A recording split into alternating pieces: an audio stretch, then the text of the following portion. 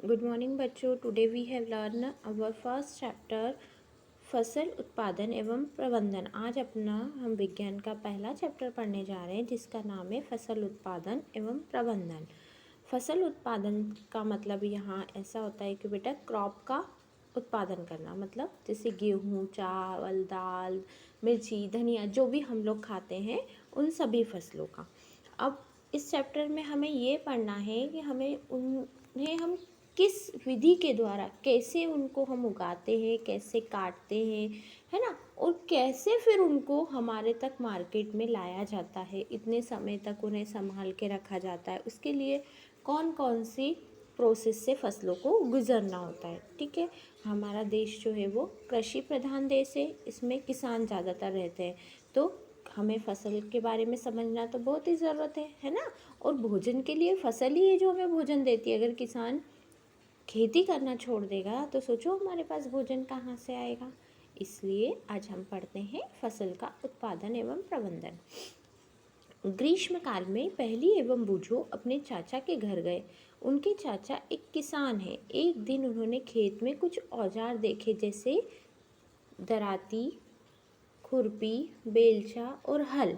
क्या क्या देखा बेटा उन्होंने? दराती, खुरपी, बेलचा और हल। दराती का मतलब क्या होता है? जिससे फसल को काटा जाता है।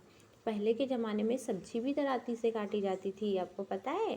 अच्छा, आजकल तो हमें चलाना नहीं आती, पहले उसी का उपयोग किया था। खुरपी, खुरपी मीन्स ऐसे होती है खुरपी जिससे कि फसल के आसपास की जो मिट्टी है उसको ऊपर नीचे और उसमें जो अनवांटेड ग्रास होती है, मतलब वीट जो होती है, उसको हटाया जाता है। वीट मतलब घास, जो जंगली घास होती है। हल, हल मतलब कि पहले फसल को बोने से पहले पूरी मिट्टी को एक साथ, खेत की पूरी मिट्टी को ऊपर नीचे करना पड़ता है। क्यों? क्योंकि एक बार फसल बो दी तो उस मिट्टी के सारे पोषक तत्व फसल ने ले लिए। अब हम उस मिट्टी को नीचे करते हैं, देन जो नीचे की मिट्टी है उसको ऊपर लाते हैं, उसको क्या कहते हैं? हल। मैं जानता हूँ कि हम इन औजारों का उपयोग कहाँ और कैसे कर सकते हैं। बूझो क्या कह रहा है कि मैं जानता हूँ कि इनका उपयोग कहाँ और कैसे कर सकते हैं। आप पढ़ चुके हैं कि सभी जीवों को भोजन की आवश्यकता होती है। पौधे अपना भोजन स्वयं बना सकते हैं। क्या आपको याद है कि हरे पौधे अपना भोजन किस प्रकार संश्लेषित करते हैं? देखो, हमने पहले भी आपको प्रीवियस क्लास में पढ़ाया है कि जो पौधे होते हैं वो अपना भोजन खुद बनाते हैं, है ना। किस प्रोसेस के द्वारा बनाते हैं? प्रकाश संश्लेषण। क्या होता है इसमें बेटा? पौधे इन्वायरमेंट से कार्बन डाइऑक्साइड, जल लेकर सूर्य प्रकाश की उपस्थिति और क्लोरोफिल की उपस्थिति में क्या बनाते हैं? कार्बोहाइड्रेट और ऑक्सीजन। यही ऑक्सीजन हमारी प्राणवायु होती है और जो कार्बोहाइड्रेट होता है वो स्टार्च में बदल जाता है। ठीक है, स्टार्च में परिवर्तित होता है। अब इस पूरी प्रोसेस को हम प्रकाश संश्लेषण क्यों कहते हैं? बताइए। मैं आपको बता चुकी हूँ पहले भी। हाँ, इसलिए कहा जाता है बेटा क्योंकि ये पूरी प्रोसेस जो है सूर्य प्रकाश की उपस्थिति में होती है, इसलिए इसको प्रकाश संश्लेषण की अभिक्रिया कहते हैं। हम ये भी जानते हैं कि मनुष्य सहित सभी जंतु भोजन बनाने में असमर्थ है। हम जानते हैं कि हमारे पास रॉ मटेरियल नहीं होता। हम कहाँ से कार्बोहाइड्रेट, जल, पानी, ऑक्सीजन ये सब कहाँ से लाएंगे? हम इन सब से थोड़ी जी सकते। हमको तो भोजन चाहिए। भोजन मतलब हमको कोई खाने की चीज़ चाहिए, है ना। तो जंतुओं के लिए भोजन का स्रोत कहाँ क्या है? अब जंतुओं को भोजन कहाँ से मिलता है? परंतु हम भोजन ग्रहण ही क्यों करते हैं? हम खाते ही क्यों हैं? हम नहीं खाएंगे तो काम चलेगा क्या? नहीं। हमारे शारीरिक वृद्धि और मानसिक वृद्धि, मानसिकता से भी हमको मतलब मेंटल एबिलिटी भी बढ़ाना होती है। इन सब चीज़ों के लिए क्या होती है? भोजन की आवश्यकता होती है। सभी जीव जो होते हैं सभी भोजन से प्राप्त ऊर्जा का उपयोग विभिन्न जीव प्रक्रमों जैसे पाचन, श्वसन एवं उत्सर्जन के संपादन में करते हैं। सभी जीव जो होते हैं वो भोजन का उपयोग कहाँ करते हैं? श्वसन, पाचन एवं उत्सर्जन के संपादन में करते हैं। हम अपना भोजन पौधे एवं जंतु या दोनों से ही प्राप्त करते हैं।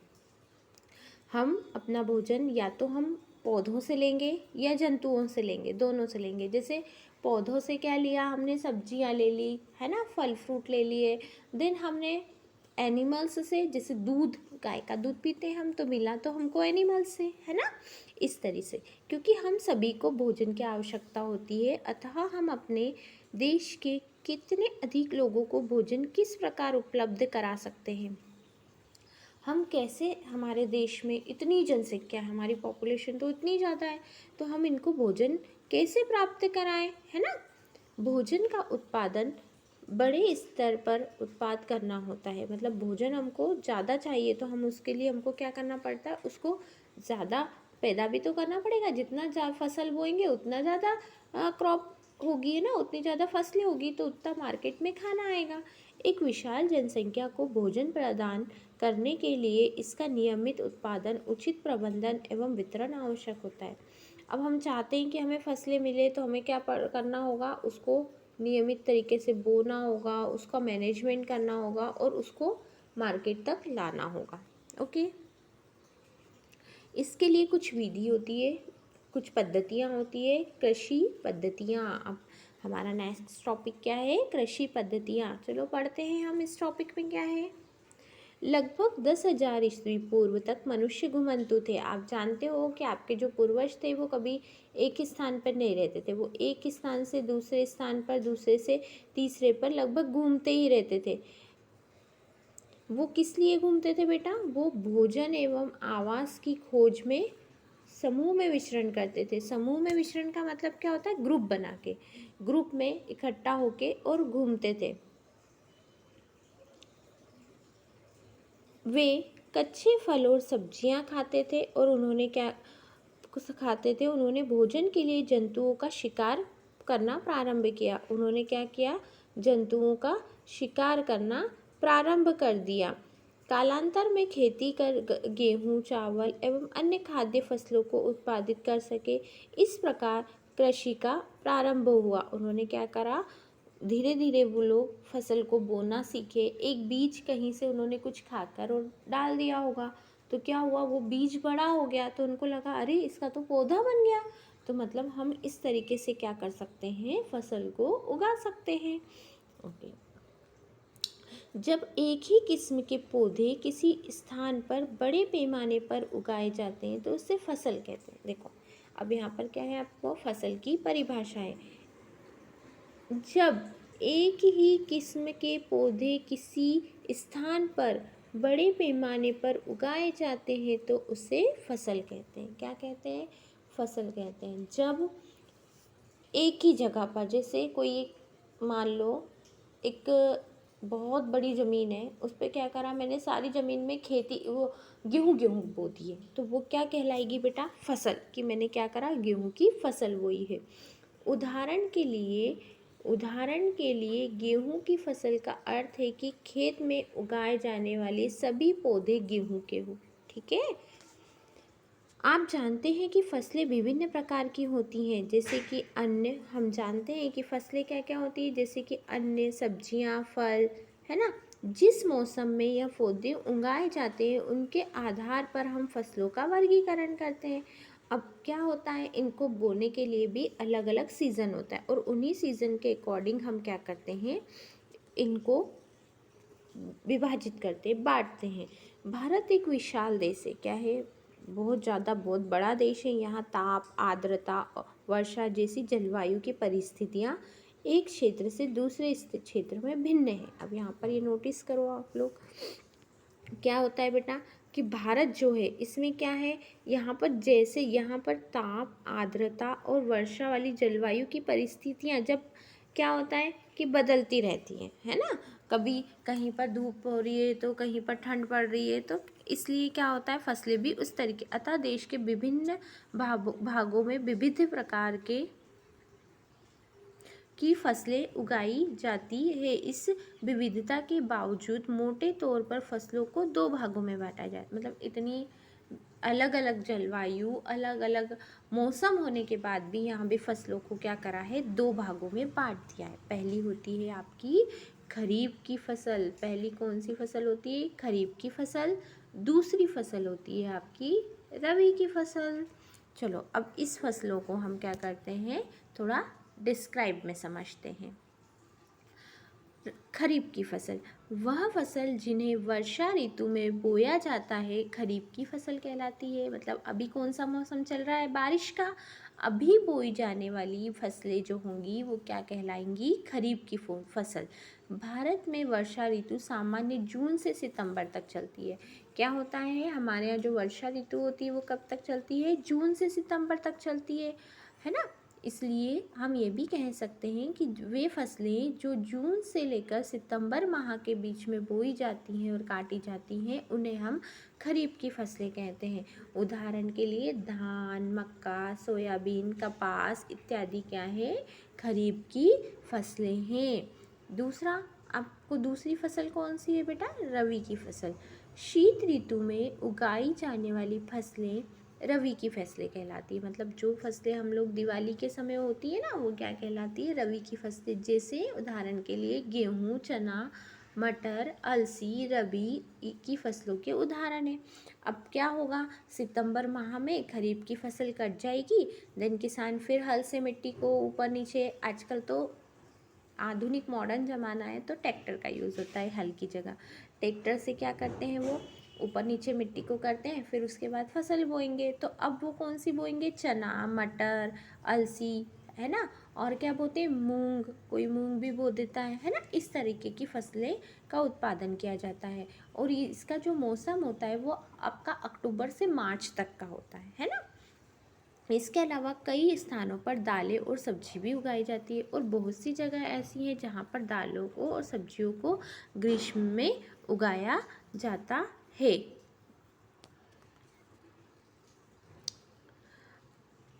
आधारिक फसल पद्धति, आधारिक फसल पद्धति क्या होती है, चलिए हम पढ़ते हैं।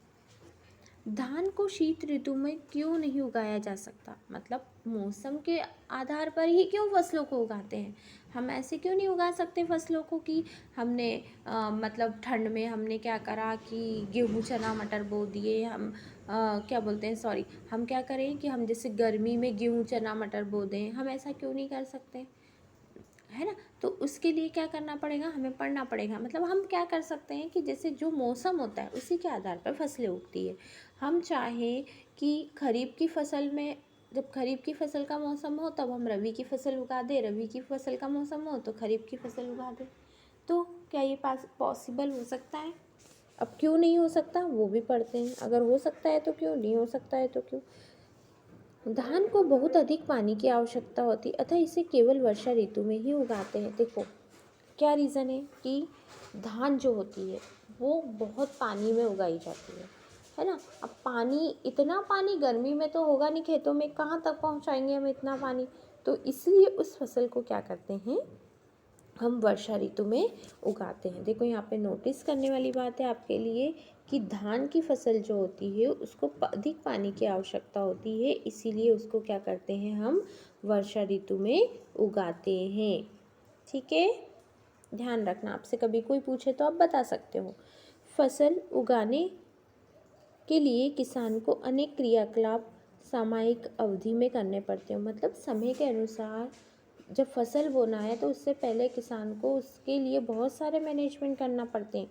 आप देखेंगे कि यह क्रियाकलाप उस प्रकार के हैं जिनका उपयोग माली अथवा आप सजावटी पौधे उगाने के लिए करते हैं। जैसे आप लोग क्या करते हो अपने हाउस पे आप है ना रूफ गार्डन बनाते हो, छत पर आप लोग गार्डन बनाते हो, तो उनकी कैसे देख रेख करते हो, समय समय पर उनमें खाद देते हो, पानी देते हो, है ना। और धूप में रखते हो, अगर ठंड जहाँ पर रखा है वहाँ पर छाँव आ रही है तो फिर उसको आप धूप में रखोगे। ऐसा करते क्यों हो, ऐसा इसलिए करते हो बेटा, ऐसा नहीं करेंगे तो क्या होगा, हमारे पौधे ख़त्म हो जाएंगे, है ना, वो बेचारे मर जाएंगे। उसी तरह किसान को भी समय समय पर फसलों के लिए सब काम करना पड़ते हैं। यह क्रियाकलाप अथवा कार्य कृषि पद्धति कहलाते हैं और ये सभी काम क्या कहलाते हैं, कृषि पद्धति कहलाते हैं। यह क्रियाकलाप आगे दिए गए हैं, अब हम आगे पढ़ेंगे। देखो क्या करना पड़ता है किसान को, सबसे पहले तो उसको खेत की मिट्टी को तैयार करना पड़ता है। इसलिए ताकि वो फसल उसमें उगाई जा सके, उसमें फसल के और जो पौधे उसमें होंगे उनको मिट्टी के सारे पोषक तत्व मिल सके। मिट्टी जब तैयार हो जाती है तो किसान क्या करता है, उस पर बुआई करता है, मतलब बीजों को बोता है। जब बीज बो देता है तो थोड़े समय के बाद उसमें वो खाद व उर्वरक डालता है, फर्टिलाइज़र और मेन्यूर डालता है। उसके बाद जब उसको थोड़ा पानी की ज़रूरत होती है टाइम टाइम से तो सिंचाई करता है। खरपतवार से सुरक्षा, खरपतवार मतलब उसमें जो अनवांटेड घास वगैरह आ जाती है ना, उसको समय समय से वो हटाता रहता है। जब वो फिर क्या होता है, जब ये सब चीज़ें पूरी प्रोसेस हो जाती है तो फसल थोड़ी बड़ी हो जाती है, उसमें फल आ जाते हैं, तो उसकी कटाई होना होती है। तो वो क्या करता है, उसकी कटाई करता है। फिर आखिरी आता है भंडारण, मतलब उस फसल को खेत में से काट कर वो अपने घर पे लाता है और फिर उसका भंडारण उसको रखता है ना बेटा। अब चलिए आगे पढ़ते हैं। मिट्टी तैयार करना। अब फसल को उगाने के लिए मिट्टी किस प्रकार से तैयार की जाती है, मिट्टी तैयार करना हम पढ़ते हैं अपना नेक्स्ट टॉपिक। फसल उगाने से पहले मिट्टी को तैयार करना पड़ता है ना। ये क्या है, पूरी फसल बोने का फर्स्ट स्टेप होता है, पहला चरण। मिट्टी को पलटना तथा इसे पोला बनाना कृषि का अत्यंत महत्वपूर्ण कार्य होता है। अब अगर जो मिट्टी ठोस है उसी में तुम पौधों को उगा दोगे तो बेचारा बीज तो क्या है, उसकी जड़ कितनी नाजुक है, जा पाएगा क्या अंदर तक, नहीं जा पाएगा। इसलिए क्या करना पड़ता है, मिट्टी को थोड़ी पोली बनाना पड़ता है। इसमें जड़ें भूमि में गहराई तक जा सके। क्यों ऐसा करते हैं बेटा, ताकि जो जड़ है हमारी वो क्या कर सके, भूमि में गहराई तक जा सके। पोली मिट्टी में गहराई में धसी जड़ों की सरलता से शोषण कर सकती है, मतलब उनको सांस लेने में क्या होती है, आसानी होती है। पोली मिट्टी किस प्रकार पौधे की जड़ों को सरलता से शोषण करने में सहायक होती है। अब आगे हम पढ़ते हैं। हम कह रहे हैं कि पोली मिट्टी जो होती है वो पौधों को सांस लेने में मदद करती है, तो आगे हम पढ़ते भी हैं कि कैसे मदद करती है। पोली मिट्टी मिट्टी में रहने वाले केंचुए सजीवों की वृद्धि करने में सहायता करती है। आपको पता है कि जो मिट्टी होती है उसमें केंचुए अर्थवर्म होते हैं, जो क्या करते हैं पता है, मिट्टी की उर्वरक क्षमता को बढ़ाते हैं। और बहुत सारे ऐसे सूक्ष्म जीव मिट्टी में मिलेंगे आपको। ये क्या होते हैं, ये किसानों के मित्र होते हैं। पोली मिट्टी में रहने वाले केंचुए सूक्ष्म जीवों की वृद्धि करने में सहायता करते हैं और यह क्या होते हैं, किसानों के मित्र होते हैं, है ना, उनकी हेल्प करते हैं, इसलिए उनके दोस्त हैं। क्योंकि यह मिट्टी को पलटकर पोला करते हैं तथा ह्यूमस बनाते हैं। परंतु मिट्टी को पलटना और पोला करना आवश्यक क्यों होता है। अब आगे क्वेश्चन ये भी है कि क्यों क्या ज़रूरत है मिट्टी को पलटना और पोला करने की। तो एक बार तो हमने पढ़ा कि ऊपर की क्या क्यों ज़रूरत है, क्योंकि उनको वो जो जीव है उनको सांस लेना है, जो मिट्टी है उसकी जड़ें हैं वो उनको मदद करती है आसानी से। अब इसके आगे का चैप्टर बेटा हम लोग कल पढ़ेंगे, ठीक है। हम नेक्स्ट वीडियो में इसके आगे के डिटेल दूंगी मैं। Okay, thank you, bye.